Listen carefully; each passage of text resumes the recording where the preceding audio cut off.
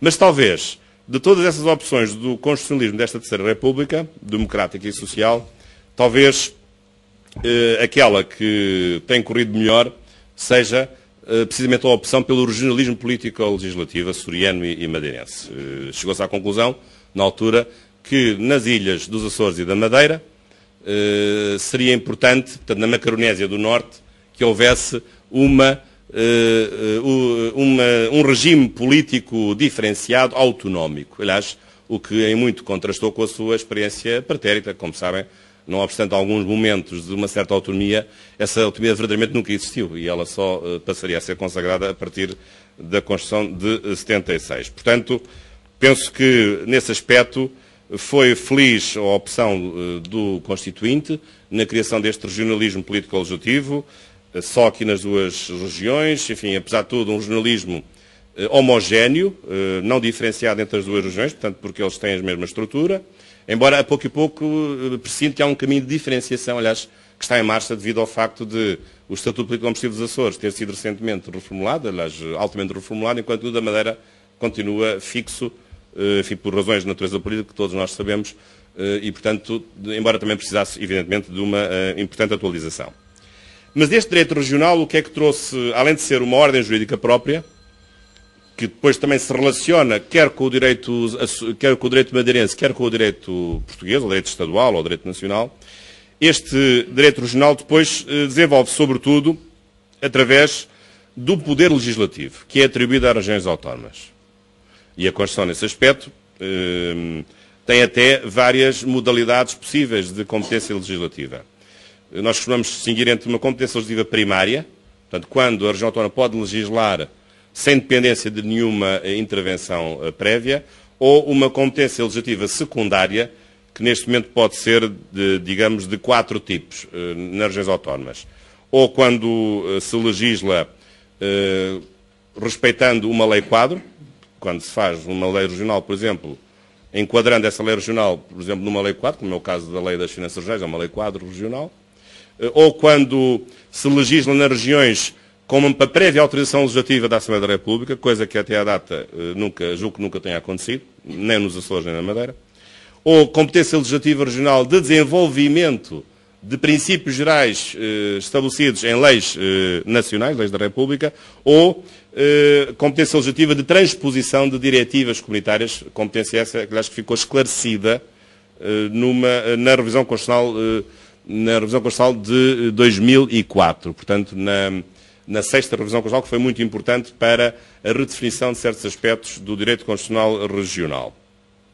Ora bem, é evidente que destas várias competências, a que é aquela mais significativa é a primeira, da competência legislativa primária, que hoje, aliás, se exerce de um modo bem mais liberto do que se exercia antes, tendo sido esse, aliás, tema de diversas intervenções no âmbito de revisões constitucionais. Julgo que sobre essa matéria depois o Dr. Matamel falará um pouco, eu não vou alongar, mas dizer só que neste momento o figurino constitucional é o seguinte: a legislação regional é possível, se ela corresponder a uma matéria de âmbito regional, portanto, incluída na lista das matérias do Estatuto Político-Administrativo, mas nessa matéria deve respeitar-se a reserva de Constituição ou de Direito Superior e, por outro lado, deve ser uma matéria que não seja abrangida pelas matérias de reserva da República, de reserva dos órgãos de soberania da República. Portanto, este é o atual figurino. Agora, é evidente que esta questão também pode ser vista de uma outra perspectiva, aspecto em que a revisão constitucional de 2004 veio ajudar a perceber. Porque ao longo dos anos havia uma grande dúvida, que era saber se esta competência legislativa primária das regiões autónomas era uma competência legislativa exclusiva ou era uma competência legislativa concorrente ou partilhada com a República, portanto, para além das matérias que são de reserva de competência exclusiva da República. E, felizmente, que a revisão constitucional veio acrescentar o artigo 228, número 2, que é conhecido como estabelecendo o princípio da supletividade do direito legal em relação ao direito regional. Este princípio eu reputo muito importante, para já porque confirma a existência de 2 ordens jurídicas diferentes. Portanto, reconhece que há uma ordem jurídica regional e há depois as normas legais em vigor, o que é que são as normas legais em vigor? É o ordenamento jurídico nacional que também se aplicava na região autónoma. Esse princípio é importante porque é um princípio que não vem, digamos, criar um vazio no espaço regional. Não vem dizer assim, a partir de agora só há leis regionais. Portanto, as leis nacionais que aqui se aplicavam morrem todas. Isso não faria sentido. Portanto, mantém provisoriamente o direito nacional, enquanto o direito regional não preencher gradualmente o espaço que ficou, agora, não direi vazio, mas que foi dado, agora em definitivo e expressamente, que foi dado à região autónoma preencher por sua própria iniciativa. E, portanto, até a região autónoma criar leis regionais próprias, ainda se aplicam as leis nacionais, porque, por força deste princípio da supletividade. Mas, embora esse princípio, tal como a Constituição o diz, depois suscita algumas dúvidas de construção dogmática. A Constituição fala singelamente de que, enquanto não houver legislação regional própria, se aplicam as normas legais em vigor. Mas o que é que são essas normas legais em vigor? Isso suscita algumas dúvidas. Em primeiro lugar, normas legais, mas são só normas legais. Normas legais de quê? De leis, até se for normas de natureza costumeira. E se forem normas da União Europeia? Não são normas legais, um regulamento não é uma lei. Os regulamentos também não se aplicarão, claro que sim, mas só que a expressão não é norma legal. Acho que a expressão deveria ter sido direito extra-regional. Assim é que as coisas poderiam compreender. E, por outro lado, as entidades que formam esse direito, que aqui se aplica supletivamente, enquanto não houver lei regional própria, essas entidades não são apenas o Estado, podem ser entidades estrangeiras, no caso, por exemplo, ou tratados, ou a própria União Europeia. Portanto, também do ponto de vista subjetivo, a entidade que intervém não é necessariamente apenas o Estado. Portanto, julgo que a expressão mais correta para substituir a expressão normas legais em vigor seria todo o direito aplicável que seja extra-regional, ou seja, que não provenha das próprias regiões autónomas. E eu gostaria ainda de referir um terceiro e último tópico de reflexão, que é um pouco agora, perante este cenário do direito regional e do modo como ele funciona, e de como ele se relaciona com o direito da República, pensar aqui em questões que merecem reflexão, que têm sido objeto de reflexão. Eu próprio já referi até na minha recente deslocação de outubro, mas penso que se justifica que nós possamos refletir sobre elas. E não é necessariamente uma reflexão política, embora admito que, do ponto de vista político, essas opiniões até sejam partilhadas por todos os partidos. Mas não é isso, sinceramente, neste momento me preocupa, com o devido respeito. Penso que são questões que devem ser refletidas, e porque a revisão constitucional também não é uma fabricação nem de certos constitucionalistas teóricos, nem de políticos fechados na Assembleia da República. Eu acredito que um processo de revisão constitucional é um processo social. É um processo em que a opinião pública deve participar. E em que deve haver essa legitimação por parte do povo. Numa verdadeira democracia é assim que as coisas costumam funcionar. E um primeiro aspecto tem que ver com, julgo eu, questões que se têm colocado em relação ao âmbito das competências legislativas das regiões autónomas. E essa matéria preocupa-me. Porque sabem que houve, enfim, a revisão constitucional de 2004 amplificou, ou pelo menos a intenção era essa, enfim, a esfera de intervenção legislativa das regiões autónomas, mas não é isso que nós estamos a ver no Tribunal Constitucional. O Tribunal Constitucional, por diversas vezes, veio dizer que estava tudo como antes. Portanto, o legislador constitucional mudou radicalmente o sistema, passou a dizer que agora não há interesse específico e que as matérias da Constituição Geral são aquelas que são enunciadas nos seus estatutos político-administrativos, e o Tribunal Constitucional veio dizer não, isto está tudo na mesma. Nós continuamos a achar que em certas áreas há uma reserva implícita da República que as autónomas não podem postergar e não podem tocar. Portanto, estamos exatamente na mesma. Então eu pergunto, para que é que o legislador de Constituição fez uma revisão de 2004? Não resolveu o problema, pelos vistos. É preciso voltar à carga. Para quem acredita e acha que é uma boa solução a amplificação, como é a minha opinião, dos poderes regionais, é preciso mudar o sistema. Aliás, o sistema já foi mudado várias vezes. Tem sido progressivamente mudado. A certa altura, o interesse específico estava na própria Constituição. Lembram-se? A certa altura foi assim. Não resolveu nada. Ficámos exatamente na mesma. Portanto, a solução é passar a ter um sistema de repartição de competências como há nos Estados Federais. Haver duas listas, ou como há em alguns Estados regionais totais, ou o caso da Espanha, que é assim. Na Constituição tem uma lista de matérias só do Estado e uma lista de matérias só das regiões autónomas. E, portanto, se a matéria cair na lista do Estado, é o Estado que legisla. se a matéria cair na lista da região autónoma. É só a região autónoma na sua área territorial de intervenção. E porque, de outra forma, nós vamos sempre ficar sujeitos a uma intervenção, a meu ver, abusiva, que o Tribunal Constitucional tem exercido por diversas vezes, embora nem sempre, às vezes há momentos de lucidez nesta matéria, sobre, digamos, enfim, a incapacidade manifesta de reconhecer a amplitude dos poderes regionais. E, portanto, gostaria que isso pudesse ser resolvido. Eu penso que é a única maneira de resolver. É desta forma, não vejo outra solução. Claro que haveria outras soluções mais drásticas, que era mudar os juízes todos do Tribunal Constitucional, mas isso também não sei se seria propriamente uma garantia de sucesso. E não estou aqui a advogar nenhuma maldade em relação aos senhores juízes conselheiros, como calculam. Bom, em segundo lugar, outro aspecto também que me parece muito importante, tem a ver com um aspecto mais simbólico, que é com a questão da liderança política das regiões autónomas. Enfim, sobre este assunto, enfim, tem sido muito discutida a questão do representante da República. Não sei se foi convidado para esta sessão, não. O representante da República, enfim, nas regiões autónomas tem havido a insistência para a eliminação desse cargo. Enfim, nada contra as pessoas que em cada momento exercem o cargo, acho que eu nem sequer conheço. Mas, de facto, a inadequação desse cargo na organização política regional. Mas, bem, a sua eliminação, eu acho que isso é um dado adquirido. É uma questão de tempo. Agora, o problema não é esse, o problema é, mas quem é que faz as suas vezes? Ou não haverá aqui, no fundo, um espaço vazio que, neste momento, já o representante da República não ocupa, mas também espaço que não é ocupado por nenhum órgão regional? É que eu acho que já há um certo espaço vazio, neste momento. Eu penso que a questão tem que ser refletida. Não é uma questão muito importante, mas é uma questão de liderança e de símbolo e de força das regiões autónomas. Há vários sistemas possíveis, portanto, partindo do pressuposto de que se adquire a eliminação do representante da República, que já se chamou Ministro da República, e há vários sistemas. Aliás, há sistemas que já ensaiados, aliás, nesta última revisão constitucional, que não chegou ao fim, que se frustrou com a dissolução da Assembleia da República. Uma hipótese é a hipótese de haver um Presidente da Região Autónoma, mas ser o Presidente do Governo Regional. É uma hipótese. Outra hipótese é ser o Presidente da Assembleia Legislativa. Uma terceira hipótese é ser um Presidente da região como um órgão diferente, quer do Presidente da Assembleia, quer do Presidente do Governo Regional, e eleito pelos cidadãos da região. Uma quarta hipótese é ser o próprio chefe de Estado a ter um conjunto de competências que neste momento são exercidas ainda pelo representante da República.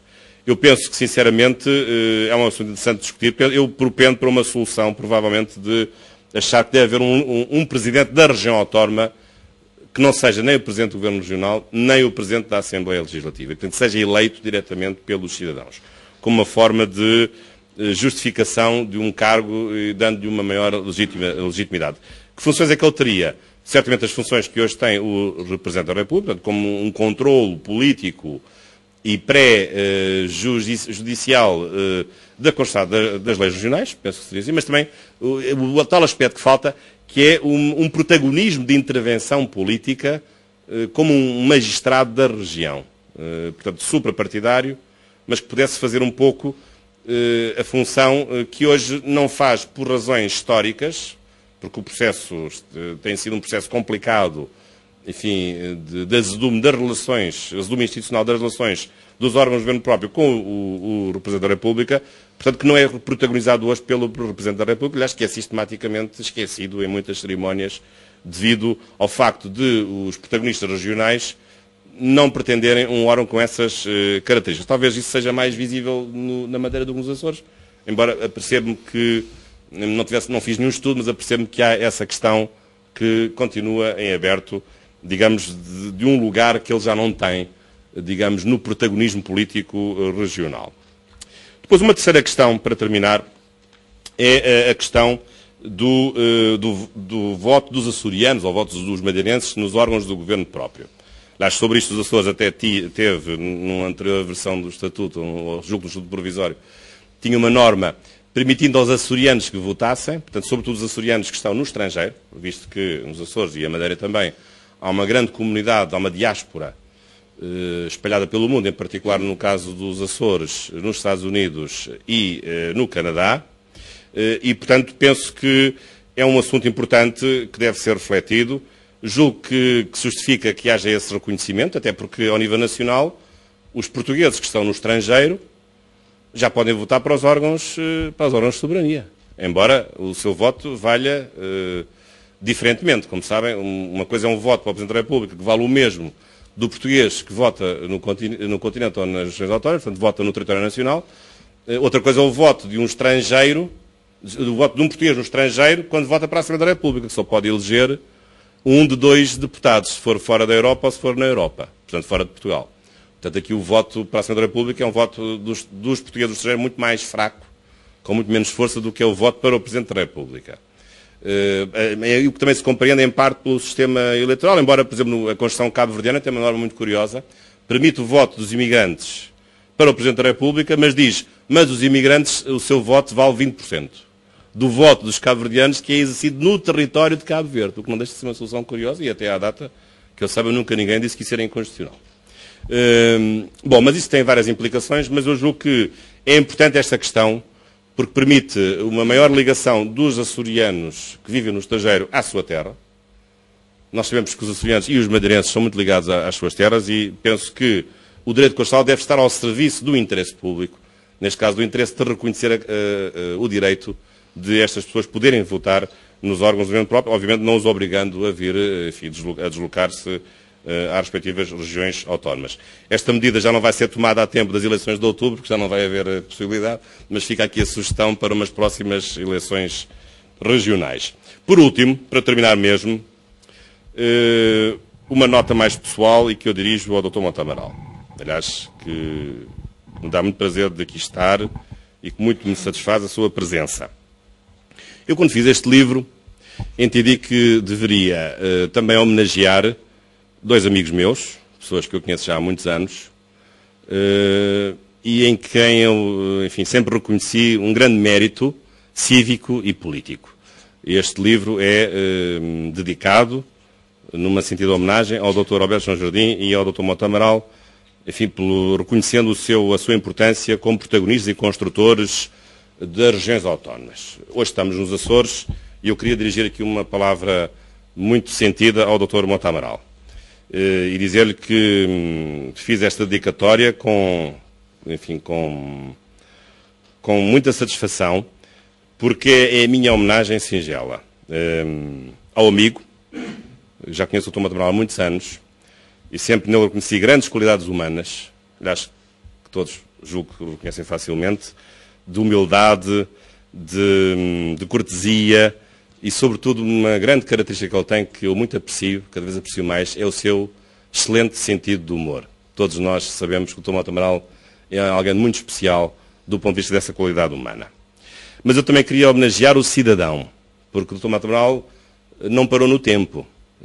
Os anos vão passando por todos nós, mas o Dr. Monte Amaral sempre teve a capacidade de ter uma intervenção cívica, de capacidade, de energia, de pessoa intrépida que vai também tendo intervenções, enfim, como comentador nos jornais, na sua terra, enfim, no continente, em muitas ocasiões e sobre muitas matérias.